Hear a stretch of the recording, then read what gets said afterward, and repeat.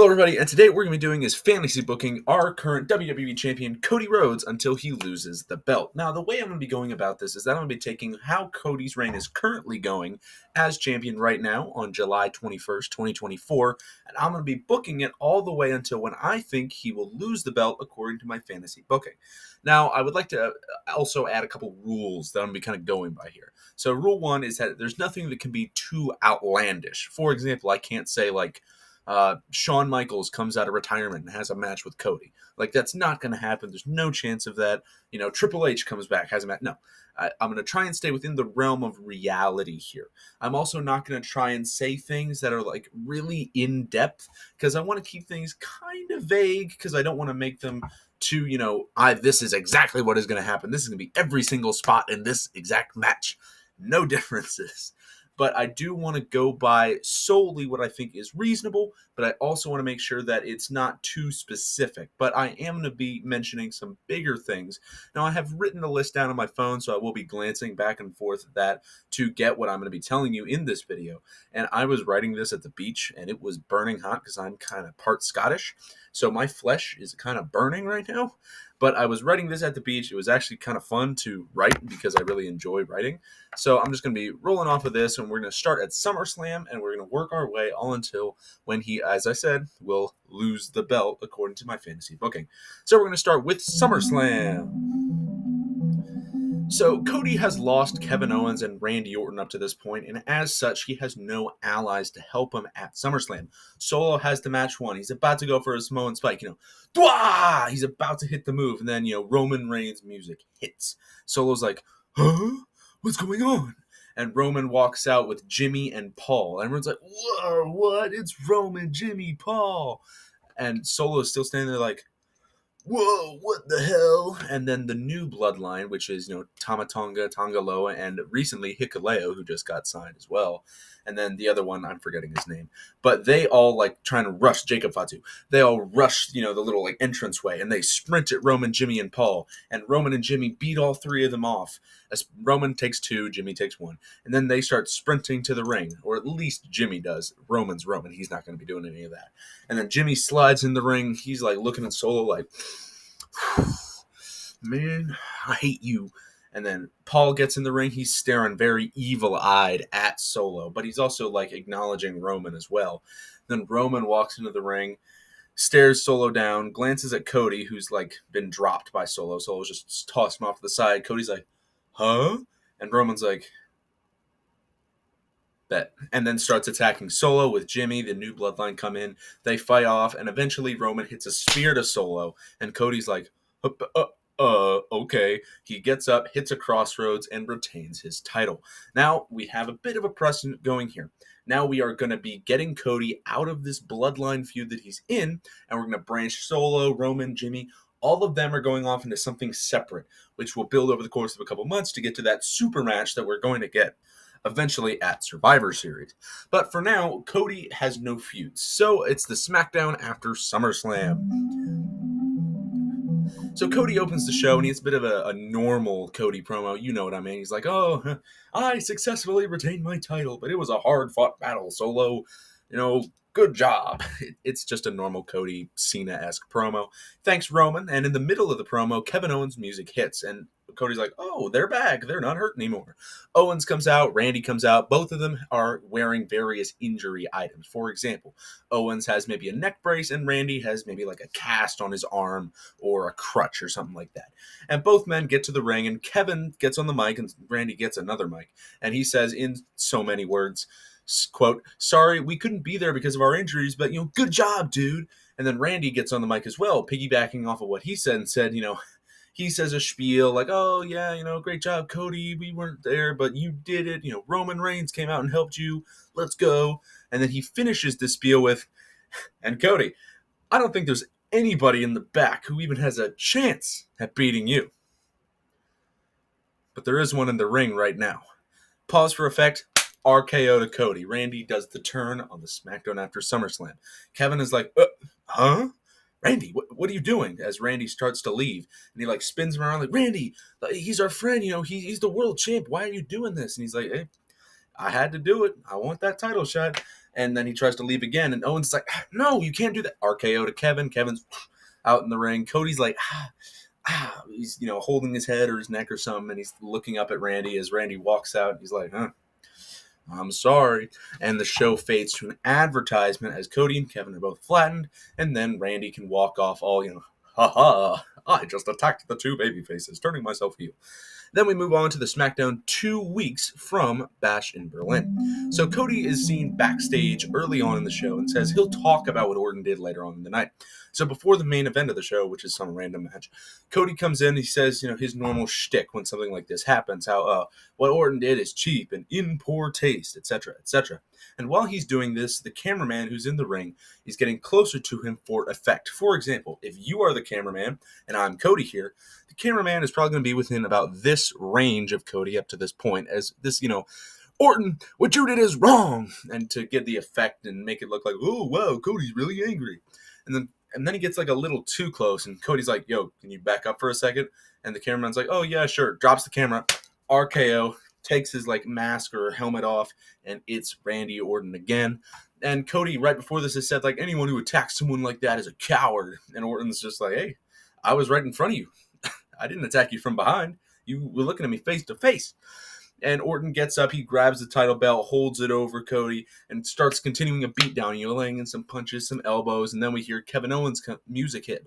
Kevin sprints down to the ring, slides in with a chair. Randy, runs off, rolls under the ring. He's like, nah, you're not going to get me with that chair, but I am coming for that title. And they do that normal babyface thing where Kevin is kind of kneeling on one knee next to Cody with the chair kind of by his side. He's like, Cody, you okay? And Cody's kind of dazed on the ground, looking, and both of them are looking at Randy as Randy does the same thing he did the previous week and walking out like that. And then yet again, this is the ending of the show, so we're going to fade to black here. Now, then we go into some random match. However, I think you can make an argument as an ending piece of the show and not the final segment, but you can flip it back and forth. It doesn't really change the effect of it. It's the same concept. I think you can end on that, but that is a little bit stereotypical because Cody's booking over the past couple weeks has just been Bloodline put him through table, beat up friend.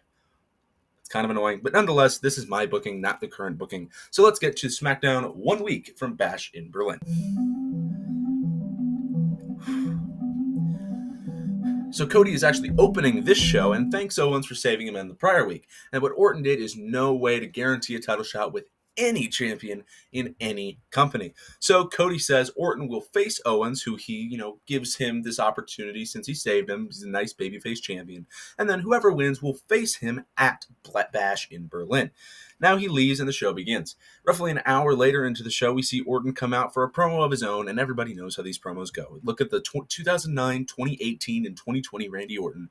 Copy and paste one of those promos, and voila, that's what promo he's going to cut here. He makes a couple of jokes. He says, he's very vigorously threatening Cody, as he does, Cody, I'm going to beat you up. What was that impression? That was awful. No viper in here. I'm a hamster apparently because I have no essence of snake in me. But nonetheless, he cuts this promo and he says, he's putting himself over in Orton fashion. How he's like, my legacy is much better than yours, Cody. Obviously referencing the Legacy stable with Ted DiBiase Jr. And then he makes an AEW joke after making a punctual statement, as Orton does in some of these promos, where he's like, Cody. Quote, I actually wrote one down. Cody, I won't just end your title reign. I'll end your WWE career. Makes an AEW joke and leaves. Seems like something Orton would do in his heel state. And then, of course, we get on to that main event later on in the night, which is Randy versus Kevin. Randy wins this match after maybe some shenanigans. You can do it clean. Again, this is kind of one of those not exactly perfect points. This is just a bit vague. You can throw in maybe a ref bump, but nonetheless, Randy Orton does win the match. And Cody runs out to help an injured Kevin after the match, and Orton tries the RKO, but Cody shoves him off this time. This is 2 weeks in a row he's been hit with an RKO. He's got to see it coming by this point. So he shoves him off. Randy turns around. He's like, good job. He steps out of the ring and just walks off. He poses on the stage in Orton fashion, and the show fades to black. Now we're following a similar format every week, but we're not sticking with the same thing every week, which is a bit of a problem with current day SmackDown. Most boring show in wrestling, except Rampage maybe, but nonetheless, the SmackDown the day before Bash in Berlin is up next. The contract signing is set up for Randy and Cody's match and takes place in the middle of the show. Randy enters first, then Cody. Randy signs the contract instantly. He walks out, done, before Cody even makes his entrance. They have a usual promo battle back and forth like almost every other contract signing does, and Cody eventually signs it as well. They shake hands, and Randy tries the RKO again, tries to get the jump on him, but instead, yet again, Cody shoves him off. Randy hits the ropes, facing the ropes, bounces off him like this, stumbles backwards. Cody shoves the table out the way, catches him, crossroads to Orton. Randy's like, oh, rolls out of the ring. And Cody's like, ha ha, he's milking in the crowd noise. Randy stumbles off. He's like, oh, duh. And then we cut to commentary who discuss like, oh, wow, what a powerful move by Cody Rhodes, the American Nightmare. Then it cuts to like a backstage segment, and then they say, and coming up next is, I don't know, who's people on SmackDown? Tegan Nox versus Natalya. I don't know why that's who I came up with, but sure, that. And then we cut to an ad break. Now this is set up our Bash in Berlin match, our first pay-per-view bout that we're really going to be looking at that I have built up.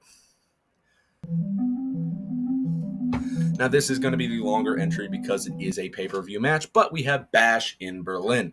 Cody and Randy actually open this show since we're doing Gunther and Priest later on in the night. I'll get to why that is later. But we have roughly a 17-minute opening match. We're not doing 20-plus minutes, Triple H. It's not necessary. In my booking world, 17 minutes is basically the top for most matches, so I'm making this go quite a while.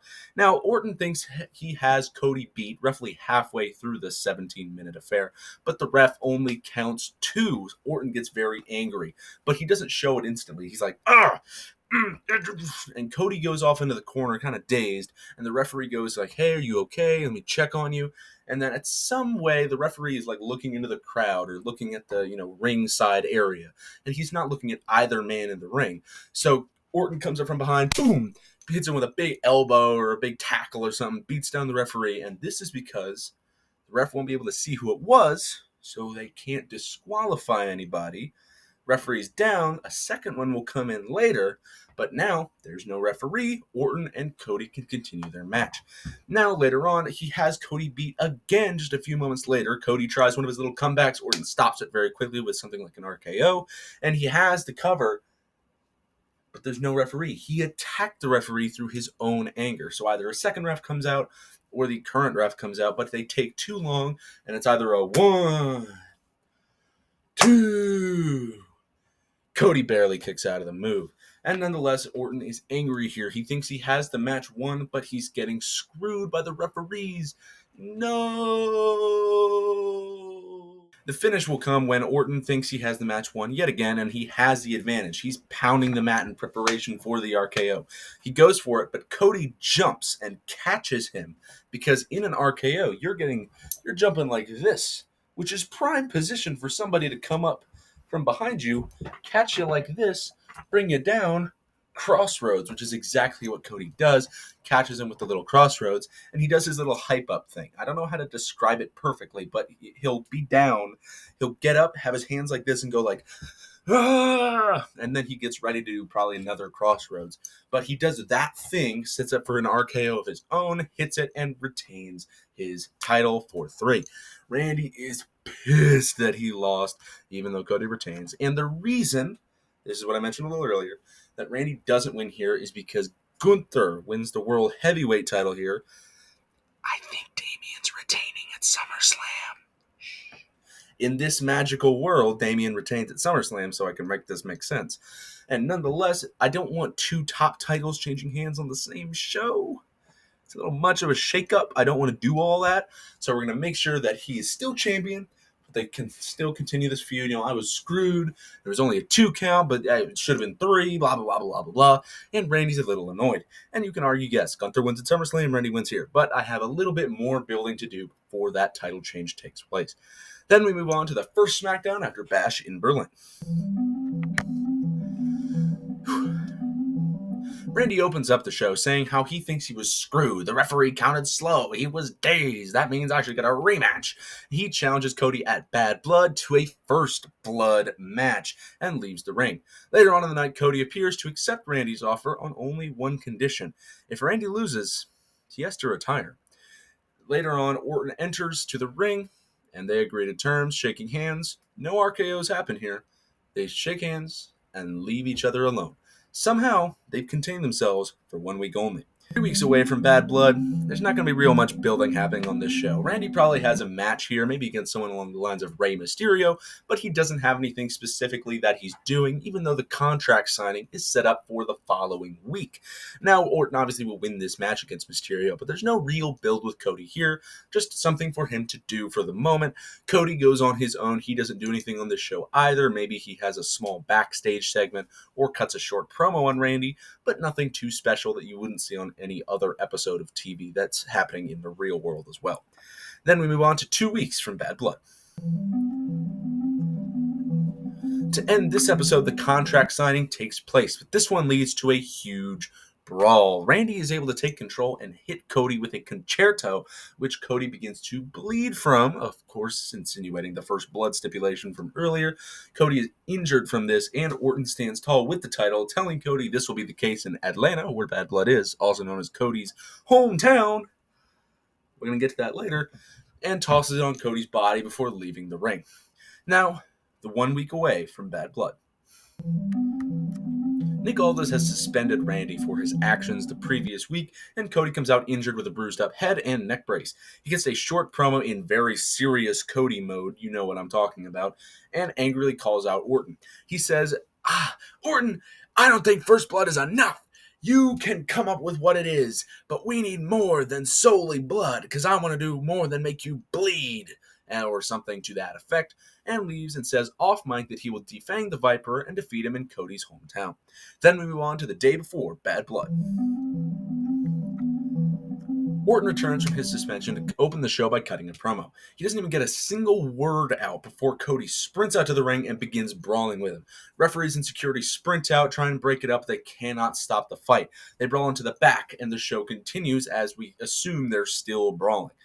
After the opening match, we see a scene of Nick Aldis ejecting both men, who have been now separated up to this point, from the arena. A little later on, we catch them brawling in the parking lot, since it's not inside the arena, technically. So more security is able to sprint in and break them up yet again. Then, right at the end of the show, we see them brawling once more out of the arena, or the backstage gorilla area, and they're brawling again. Security and referees are still trying to sprint around and catch them, but they just can't. They brawl through the crowd, and then finally by ringside. The match, which is Carmelo Hayes versus L.A. Knight for the United States Championship. L.A. wins at SummerSlam, he's defending here, which is on SmackDown because of Triple H's 5-match card fetish. Again, trying to keep things realistic, because why would a U.S. title match be on a pay-per-view? That's not going to make 5 matches happen. But nonetheless, this is on SmackDown. And then it's ended by DQ interference. Or is it? It looks like there's about to be a DQ, but the referee says, nah, it's aight, even though Carmelo Hayes does a giant dive to the outside, taking out both men. He goes back inside the ring like, haha, I just beat you guys. Boom, BFT by LA Knight, and LA Knight retains the U.S. title. Nick Aldis sprints out and says, hey, both of you, stop it. And LA's celebrating while security and even some wrestlers run out from the back, trying to break these two up yet again, while LA kind of scuttles off to the back. Even though he's a face, he's like, who, I won, what's going on over here? Well, it's none of my business, I don't need to deal with this, and leaves. Nick Aldis, as I said, gets on the mic and says something to the effect of, Cody, Randy, stop this immediately. You three have brawled 3 times tonight, and I don't think First Blood is enough. Rather, just First Blood isn't enough. Tomorrow, at Bad Blood, it will be Cody Rhodes versus Randy Orton in a 3 stages of hell match. Woo! First, it will be an Atlanta street fight. No disqualification. Then a steel cage, and then, if necessary, you will have your first blood. And both men are seen going like, hell yeah, let's do it, as the show fades to black. We have now set up Cody's match for Bad Blood. We move on to Bad Blood in Atlanta, Cody's hometown. Orton and Cody obviously main event the show, and the street fight begins. Cody ends up winning the street fight, rolling up Orton after Randy was yelling at the referee, again continuing that angry referee situation. Orton, angry, ends up winning round 2 with a punt inside the cage for 3, tied up 1-1. So now, basically, after about 25 minutes, we have that first blood match, but in this case, both men are much more tired than they might normally be. The finish comes and Orton swings a chair horizontally at Cody like this. Cody is able to duck and catch Orton as Orton spins around from behind, wrapping his arm for a crossroads. Catches him with the crossroads, and he thinks, I don't think that's enough to beat him. He rolls out the ring. His mother has been given the weight belt by Cody. He says, Mom, can I have this back? And she says, of course, son. He grabs the belt. He puts the little metal part in between his hand. The little metal piece goes right here. And he has basically improv brass knuckles with his little belt. Then he re-enters the ring and he's waiting for Orton to stand up. He's like, come on. He doing the thing again where he does this. He's waiting for Orton to get up. Come on, Orton, come on. And then Orton stumbles to his feet and he swings. But Orton's grabbed a chair. The chair that Orton swung earlier, he dropped. But it's still on the ground. So Orton is slowly crawling over here. He's gotten right next to the chair, senses Cody behind him, grabs the chair, and as Cody tries to swing, Orton has grabbed the chair, and instead of swinging it sideways, swings it like this. So it bangs into Cody's jaw. Yeah, it's a little brutal, but I think it will work. Right into the jaw, which starts to bleed. Cody's like, whoa. Collapses and obviously begins to bleed right here. Orton collapses himself down into the corner. He's like, And we see, ring the bell by the referee. Cody has begun to bleed. Randy Orton is your new undisputed WWE champion. Now, as the match ends, everyone's like, what? He lost in his own town. No. And eventually Orton stands up and he's like, give me the heat. I'm the new champ. And as we see him celebrating, we see our final shot of the evening, which is a low shot by Cody, where it has the little belt still on his hand, kind of laying over his chest like this, with something along the lines of American Nightmare right here. And then the blood from his jaw has begun to seep down onto his tattoo. And there's just blood dripping down his tattoo as the show fades to black. The bell rings. Orton has retained his career. He doesn't have to retire, and he's won the title, and Cody Rhodes' reign has come to an end. Now we'll take some looks at the statistics for this theoretical Cody Rhodes reign. So some of the stats that apply to this reign involve his successful pay-per-view or PLE title defenses, which involve twice against AJ Styles at Clash of the Castle and Backlash, once against Logan Paul at King and Queen of the Ring, and once against Randall, and Solo Sikoa. I forgot to put him on here. That's Solo for you. Solo Sikoa at SummerSlam, and once against Randy Orton at Bash in Berlin. He has a reign of 181 days as champion, which is the 28th all-time as the WWE champ, and 4th all-time as the Universal champion. So, what do you think? Do you like this reign idea? Do you like this concept as a whole? Should I do more of these? Make sure you let me know in those comments down below. Do you think this is realistic? That's a big one. I want to know, is my mind on the right track? Am I thinking about the right things here? This is going to be a pain to edit, so I'm hoping it's worth it. I hope I get some views off this. I really enjoyed it, but this is also a very tiring video to make. I just got home from a very long car ride, but nonetheless, wanted to get this out there. I hope you liked it. If you didn't dislike, I can't even talk. If you disliked it, make sure to let me know why, and I can try and fix that in the next one. But nonetheless, make sure you have a good day, good evening, good night, good morning, good dawn, good dusk, go whatever. Make sure to watch any former or future episodes on this channel, and goodbye.